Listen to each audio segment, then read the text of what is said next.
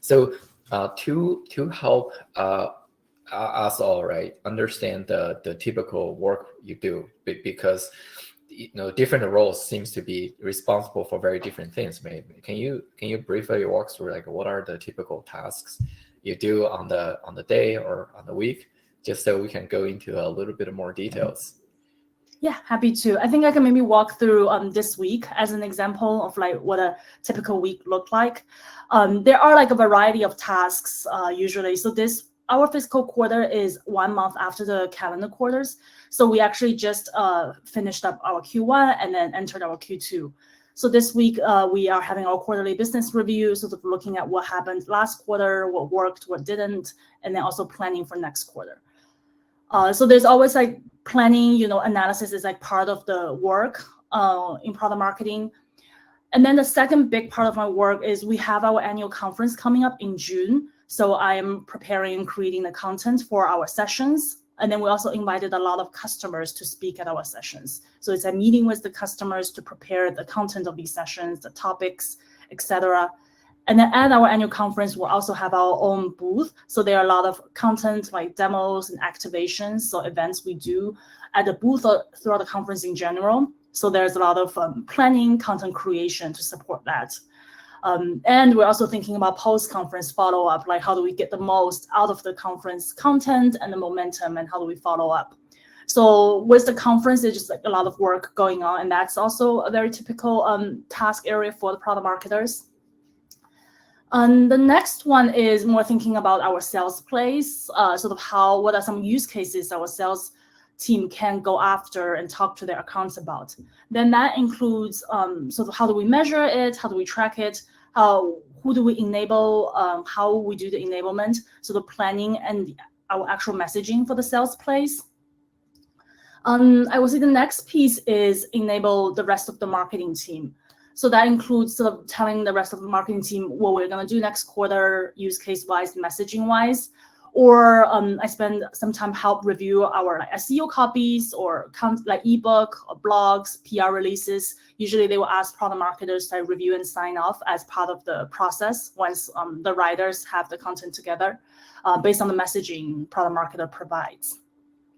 So that's mostly about it. And I'll also spend some time on just getting up to speed on our own new features. Like we're constantly releasing new capabilities, just a lot going on in the industry. So I always need to spend some time to make sure I'm caught up on all these latest. Yeah. Got it. Oh, that's a packed day. So yeah, it does resonate in a few areas because when Grammarly organized events in the South by Southwest the other time, I definitely noticed the product marketing was taking a very active role, right, in setting the booths, right, preparing the topics, inviting the CEO on the stage and gather the audience and making sure the proper product release and the value prop were delivered to the audience. So that was a huge initiative. And you mentioned about the collaboration with the marketing team. So that's where I definitely had a ton of respect to our product marketing partners, because they help us define all the segmentations, and on the different segmentations, they kindly help define all the different use cases, right, and rank order the use cases and rank order all the benefits. So then the marketing team has this source of truth, right, source of truth, because it could go different directions. So with that, it almost at the time, the output from our product marketing team really act as a North Star or compass, right? We're holding that piece of a paper, right? That has what's the one-liner, what's the feature 1, 2, 3, and use that to guide all the acquisition and all the life cycle activities. So all the marketing bidding, right? Ads bidding, and all the email copies are kind of going around that. So that was the really fundamental, right, inputs before even we go out to spend money. Yeah, that way people can self-serve, like if it's like a landing page or email copy or like a loop we are playing at a booth, they will know where to find things and what are our key messaging. I would say the TLDR is like there is like a wide variety of tasks which keep the job interesting, and the time frame too. You can be working on something that's due next month, or something you're planning for next year. So it's like a wide variety of timeline of projects we're working at as well. So it just makes it very dynamic and help you activate different parts of your brain to think both tactically and strategically, depends on the project. Yeah, that's a good analogy, because whenever I get deeper into the product marketing, I absolutely, from an engineering background, I absolutely think I'm using the part of the brain that's never activated. So that was a fun.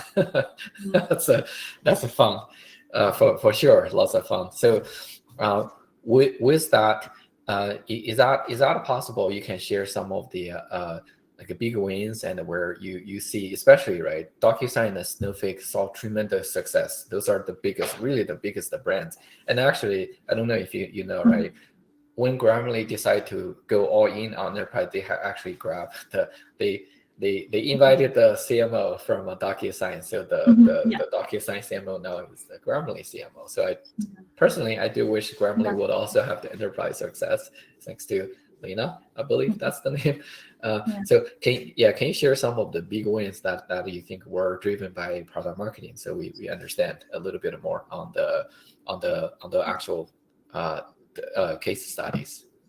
Yeah, maybe I'll walk through my experience at DocuSign. So when I first joined in 2019, I was tasked to sort of put together our point of view and messaging and go to market to the procurement audience.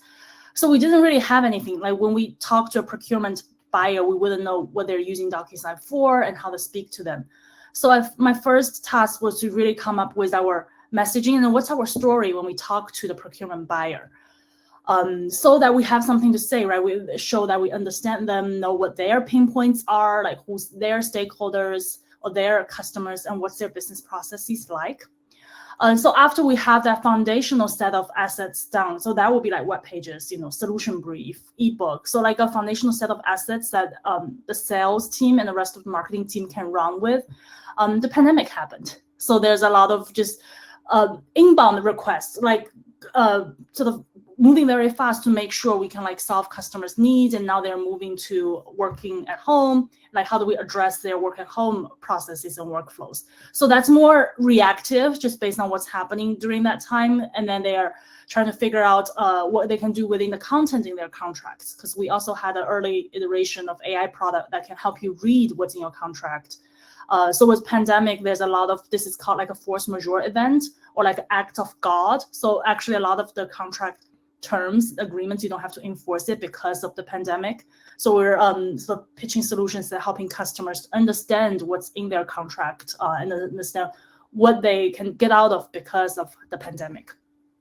So after that, so dust is settled, people are in this like work from home rhythm. They know what they're doing. They're like using DocuSign. We also need to sort of figure out, okay, use this great momentum and opportunity, right, to find the next growth lever, because we know or hope pandemic will be over and we'll need to find new growth engine. So then I did a lot of research, basically talking to our customers via interviews to understand what their existing workflow is like. And then, for example, within procurement, or if you're like a lawyer or a salesperson, you sign paperwork, but there's so many different types of paperwork. There's like state of work, there's MSA, there's a procurement contracts, there's a vendor onboarding documents. Imagine you go to like a bank to open up a loan. You sign like 20 different documents, but each one is a different document. So I did a lot of research to understand basically what are the different documents customers at procurement department is signing, and where we'll give DocuSign sort of the most volume of contracts. So we can sort of really double click on that, right? If vendor contracts count as like 80% of the e-signature envelope they will use, then we'll like double down on vendor contracts as an example. So that took like both qualitative, like interview-based research, as well as quantitative research. So that also will include things like working with a vendor to do the research, or coaching the vendor on what we need, etc., to find out what are the biggest use cases we can go after to then help sort of find a second growth lever for the company.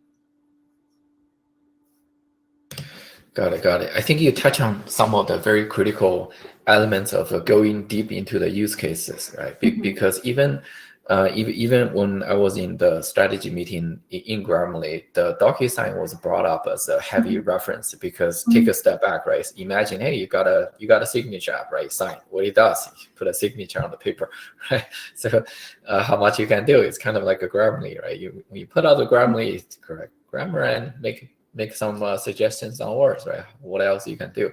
I think exactly to your point, it's the effort in going deep into the certain vertical, right? Understand the workflow, understand the differences, and then putting up the content and even customize the product properly to tailor the type of audience. So that makes all the huge difference. I guess, right?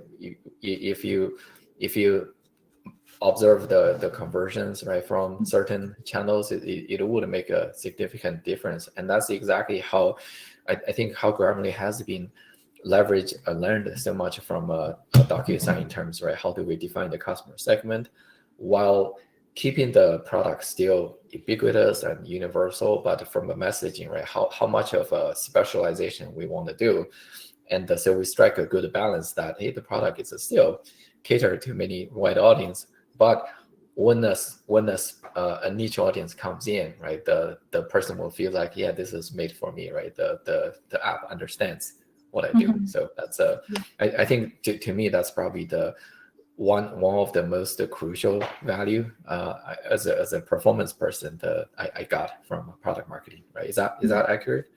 Yeah, and then that's also when sort of the use case, once you find it, it alone cannot really turn it into like pipeline or actual sales. So sometimes you might end up like working with a partner. So that's more like go-to-market side of things. Like another example is through the research, I found SAP obviously is very prevalent, like SAP Ariba specifically, very prevalent in the procurement world. And if we then identify an account who uses Ariba, and then we go after these accounts, and we have a very strong connector, and the product experience is really good, and we can sort of just focus on like a play going after Ariba accounts as an example, like for certain industries. So there's a lot of like working with the rest of the go-to-market team to, once we know what's this use case, right? How do we activate it can look very differently based on the audience.